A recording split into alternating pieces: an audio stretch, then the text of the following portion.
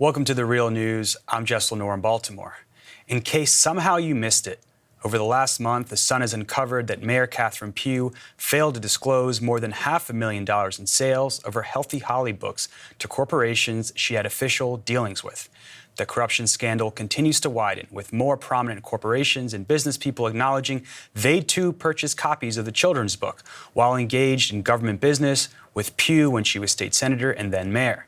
Well, the mayor took a leave of absence for health reasons this week, but the hits keep on coming with no end in sight. What does this mean for a city facing crises on multiple fronts? And how can the interim mayor, Jack Young, manage a city with a leadership vacuum at the top? Joining me in studio to answer these questions and more is the editor-in-chief of the Baltimore Beat, Lisa Snowden-McCray. Thanks so much for joining us. Thanks for having me.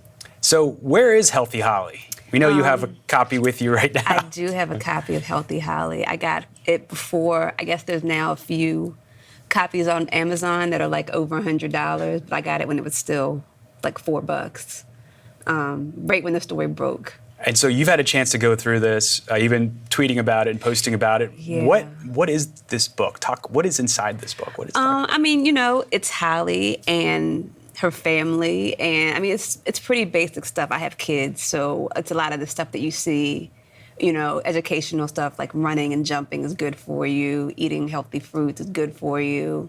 It's Holly and her family. I don't know, people have been talking about the illustration. And the illustration is interesting. People have a lot of questions when I show them the book, and they're like, "Why is everything looking at me?" But yeah, that's what it is. And so there's tens of thousands of these books are missing.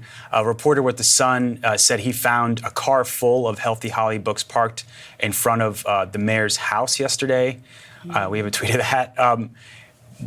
Where do things stand right now, from your understanding? From my understanding, people are still digging. People are trying to find out where the books are.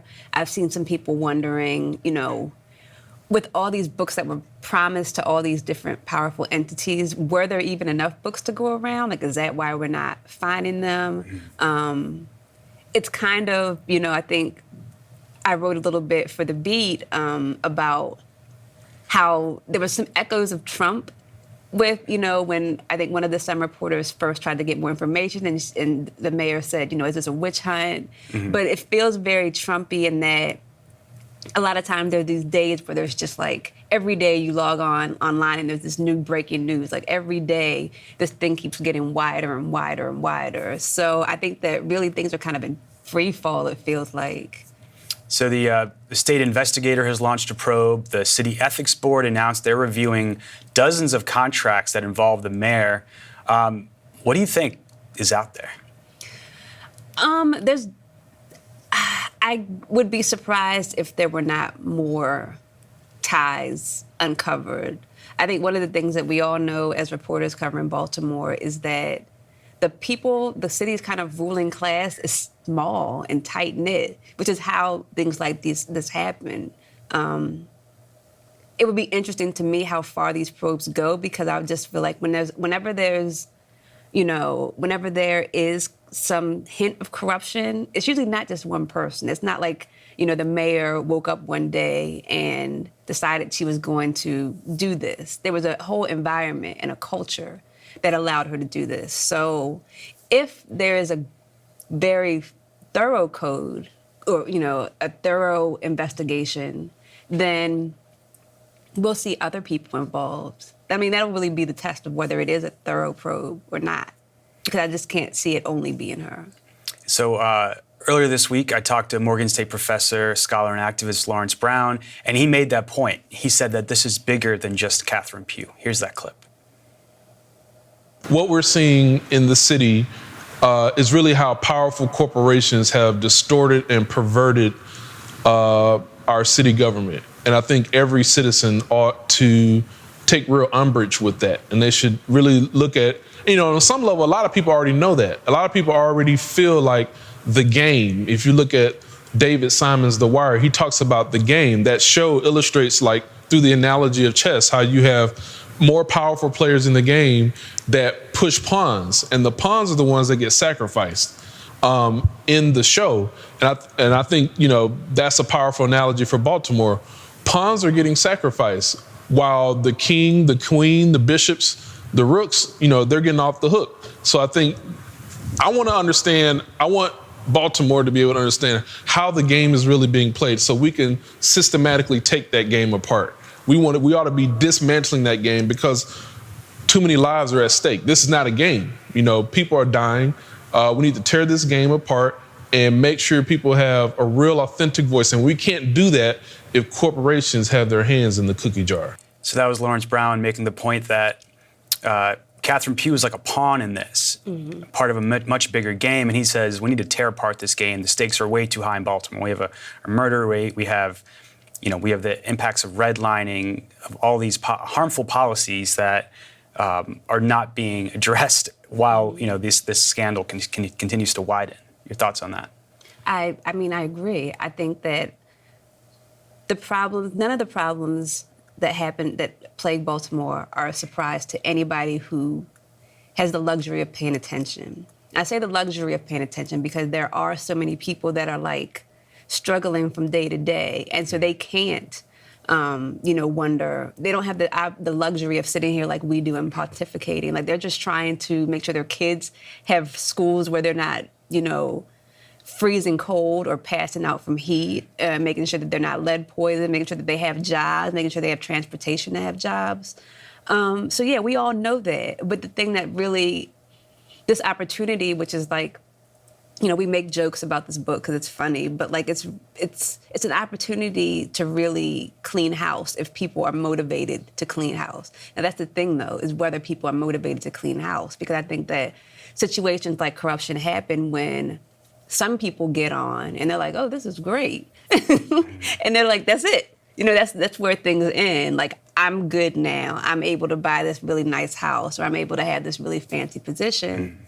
And the other people, they'll be fine. And so this whole scandal is kind of bringing to light how much power the mayor has in the city. She sets the budget, and she has a line item veto. If the city council wants something and she doesn't, she can get rid of that. She controls the board of estimates, so a lot of the contracts that are being looked at were often no-bid contracts that she could have, she might have, we'll see what the dealings are there. But have you heard calls for systemic change? And because we're going to have an election, you talked about Trump, it's a presidential year. Do you think people will turn out and, rally around progressive reform in this city like we haven't seen? I mean, I definitely see citizens of Baltimore doing that. I don't see the electeds. I think last week when people started kind of saying, like, is anybody going to speak up? Is anyone in power, city council, somebody in Annapolis, are they going to call for the mayor to do anything? I think Bill Henry, it was, that literally broke it down and was like, I don't want to paraphrase him, but basically the mayor is very strong. Yeah. And us doing that is at a high political risk. They can't, because then they'll get stuff cut out for their districts, right? So. And again, like I'm a little nuts, so I would hope that people would recognize the urgency of this situation and still do it and say, you know what? This is the time for me to really show my principles, but I haven't seen that. And I don't really have much hope. I mean, I guess I always have hope, but I haven't seen anybody kind of willing to take that political risk. And so I wanted to ask you, the issue of the journalism surrounding this. We're finding out about these deals years after they happened. And so far the scope is mostly focused on the mayor, but we know that she's just one member of this board at the University of Maryland Medical Center.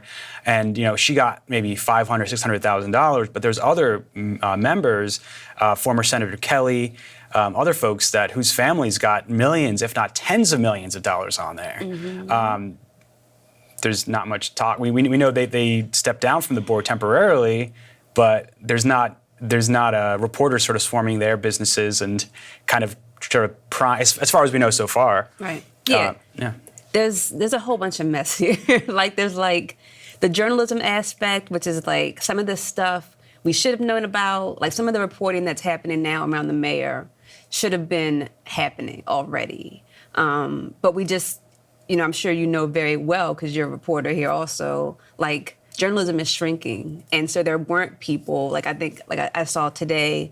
A Sun reporter went down to the mayor's consignment shop and actually checked to see if it was open, and it wasn't. And they were selling weird Groupons that weren't actually redeemable. Those are things that should have already been happening. There's always, especially if you're talking to me, there's always going to be a level of anti-blackness and an if you're a woman also, it's going to make you hard. The target's on your back, always. One of the things that I kind of rant about is that if journalism as a whole, and even, if we're talking specifically about Baltimore, if it was blacker, if it looked like the community it was telling stories about, it would be a lot easier to figure this stuff out. If you're a white, especially male reporter in Baltimore, there's a whole black Baltimore life that you know nothing about. With these social situations where corruption can possibly happen, just things going on that you're just going to miss because you're not there and you cannot be in that community. There's a lot of stuff people don't post on social media, right. And they won't put publicly, but if you know them, they trust you, they'll let you know what's going on. And the thing also is that there are people that deserve to be written about in a way that, because this anti-blackness exists, because you're just going to face more scrutiny if you're a woman.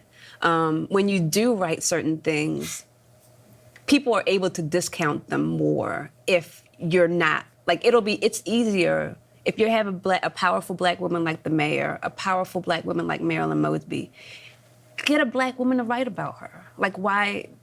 I think it would make it so much better. And then also it would be so much harder for people who are maybe naysayers. There was a Pew staffer that said, oh, well, this is just attacking her because she's black, which I don't think that's the case, but you wouldn't be able to make those kind of arguments if you had a newsroom that looked like the city.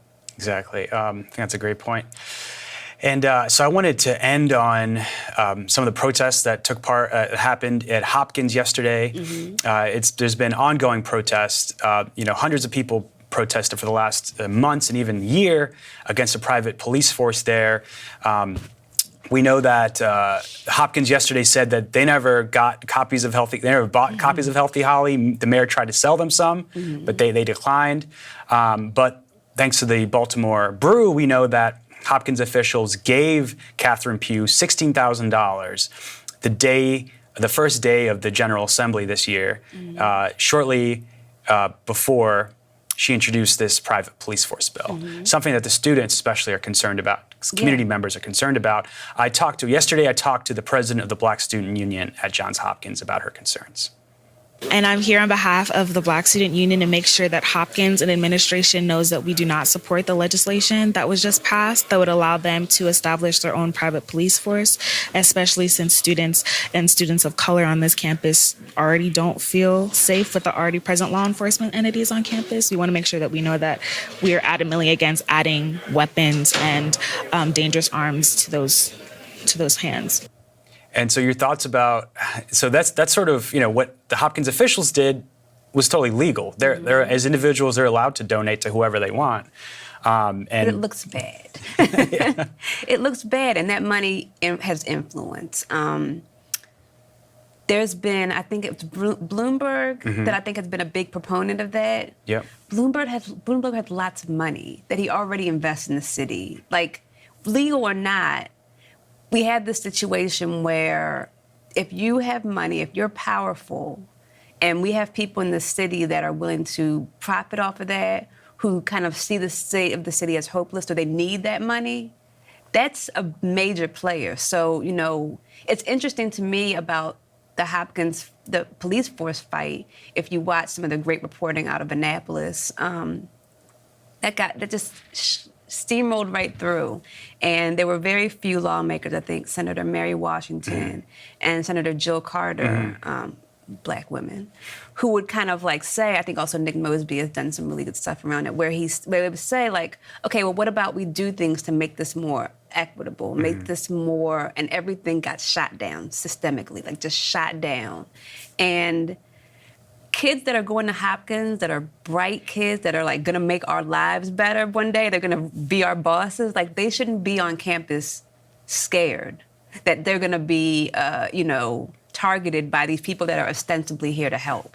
Yeah, well, it's always a pleasure to have you on, Lisa Snowden-McCray. Check out your work at the Baltimore Beat on Twitter and on Facebook. And definitely this is continuing to grow and widen.